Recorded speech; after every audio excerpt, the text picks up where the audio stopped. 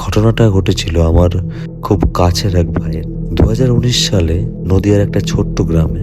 ও যেদিন আমাকে এই কথাগুলো বলে, সেদিনকার ভয় কতটা ভয়াবহ ছিল, ও যখন আমাকে বলছিল কথাগুলো, সেটা শুনেই কিন্তু বুঝতে পারছিলাম। কারণ বলার সময়ও ওর যথেষ্ট ভয় কাজ করছিল মনের মধ্যে। তাহলে চলুন গল্পটা শোনা যাক। ভূত আছে কি নেই এই বিষয়ে আমরা যাচ্ছি না। আমরা ভূতের গল্পের মধ্যে যে ভয়, যে থ্রিলার, যে একটা এন্টারটেনমেন্ট লুকিয়ে আছে, সেইটা উপভোগ করি। তাহলে শুরু করছি আজকের গল্প।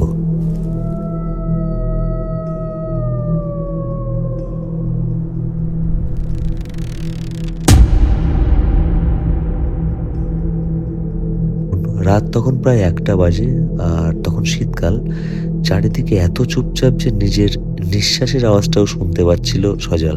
সজল সেদিন পাশের গ্রামে গিয়েছিল ওর এক বন্ধুর বোনের জন্মদিন উপলক্ষে। প্রায় রাত 1টার সময়ও বাড়ি ফিরছিল বাইক চালিয়ে। দুটো গ্রামের মাঝে একটা নদী রয়েছে। নদী বলতে ওটা সম্পূর্ণ নদীও নয়, খাল বলা যেতে পারে। আর সেখানে একটা শান বাঁধানো একটা সাঁকো রয়েছে। আর ওই সাঁকোটার শুরুতে, মানে সজল যেদিক দিয়ে আসছে, মানে যে গ্রাম থেকে আসবে, তো প্রথমে কিন্তু ওই বট গাছটা পড়বে। বট গাছটাকে ক্রস করেই কিন্তু নিজের গ্রামের মধ্যে ঢুকতে পারবে। আর গ্রামের লোক বলে এই সাঁকোতে নাকি রাতের বেলা কাউকে দেখা যায়। আর সবাই এটাকে হান্টেড ব্রিজ নামেই চেনে, যেখানে ভুতুরে কিছু একটা ব্যাপার আছে। লোকের মুখে গুজব রয়েছে, কিন্তু সজল একেবারেই এসবে বিশ্বাস করে না। সজল যখন প্রায় ব্রিজের কাছে চলে এসছে, তখনও লক্ষ্য করলো বাইকের হেডলাইটের আলোটা হঠাৎ যেন একটু কম হয়ে আসলো। সেটা কুয়াশার কারণেই হোক কিংবা অন্য কোনো কারণেই হোক, যাই হোক একটু কমে আসলো। ও ভাবলো হয়তো এতক্ষণ ধরে গাড়ি চালাচ্ছে, রাস্তার ধুলো জমতে জমতে এটা হতে পারে। তো একবার লাইটটা অন অফ করে নিল, কিন্তু কোনো পরিবর্তন নেই। তো আস্তে আস্তে বাতাস আরো ঠান্ডা হয়ে আসছিল, আর একটা অদ্ভুত নীরবতা ও ব্রিজের কাছে এসে টের পেল। এইবার সজল ব্রিজের ঠিক কাছে চলে আসলো, আর তখনই ও দেখতে পেল গাছটার নিচে কে যেন দাঁড়িয়ে আছে। স্পষ্ট দেখা যায় না, কিন্তু বোঝা যাচ্ছে যে একজন মানুষ হয়তো দাঁড়িয়ে আছে। সজল বাইকের স্পিড কমিয়ে ফেললো, আর বড় বড় করে তাকিয়ে দেখার চেষ্টা করলো আসলে ওটা কি জিনিস। আর সবচেয়ে ভয়ও পেল যে ছায়াটা মাটির থেকে একটু ওপরে দাঁড়িয়ে আছে। যতক্ষণ সজল ছায়াটির দিকে তাকিয়েছিল, কোনো নড়াচড়া করছিল না, একদম স্টিল ভাবে দাঁড়িয়েছিল। এরপর সজল যখন বটগাছটা ক্রস করে ব্রিজে উঠছিল, তখনও খেয়াল করলো ঠিক ওই ছায়াটাকে ক্রস করার সঙ্গে সঙ্গে ছায়াটা আস্তে আস্তে ওর দিকে, মানে ও এগোচ্ছে, ছায়াটাও মুখটা ঘোরাচ্ছে। এটাও খেয়াল করলো, আর ও কিন্তু ওই ছায়ার দিকেই তাকিয়েছিল। এটা দেখার পর ও আর স্থির থাকতে পারলো না, বাইকের পিকআপ খুব জোর বাড়িয়ে দিল আর গাছের দিক থেকে মুখ ফিরিয়ে নিল। কিন্তু কিন্তু মুখ ফেরানোর আগে ও একটা জিনিস দেখে অবাক হয়ে গেল, যে ছায়াটা হাতটা তুলেছে।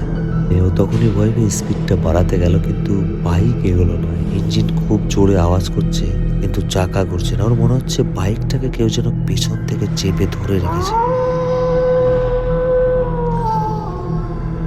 খুবই ধীর গতিতে এগোচ্ছে বাইকটা, ব্রিজটা যেন পারই হচ্ছে না।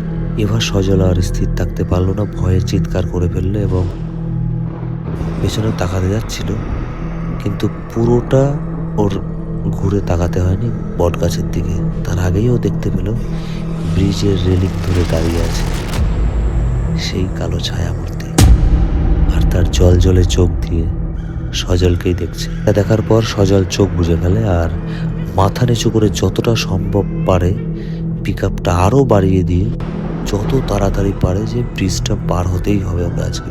আর এরপরেই পেছনের টানটা একটু কমে আসলো, আর বাইকটা ভালোই স্পিডে ছুটতে শুরু করলো। কিছুক্ষণ পর সজল সাঁকো পার হয়ে গেল, আর এতক্ষণ সজল যে ভয়ের মধ্যে দিয়ে আসছিল, ব্রিজটা পার হতেই কিন্তু সব কেটে গেল। তারপর আর সজল কিন্তু ওখানে আর এক মুহূর্তও দাঁড়ায়নি, একদম খুব জোরে বাইক চালিয়ে বাড়ি চলে আসে।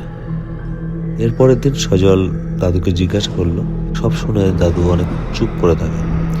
তারপর বলে ওই বট গাছটার নিচে অনেক বছর আগে একটা লোক আত্মহত্যা করেছিল। তারপর থেকেই রাতে সেখানে কিছু দেখা যায়, অনেকেই দেখেছে এর আগেও। আর এইভাবেই কিন্তু ওই ব্রিজটার বদনাম হয়ে যায় যে ওখানে ভৌতিক কিছু একটা, অলৌকিক কিছু একটা ব্যাপার আছে।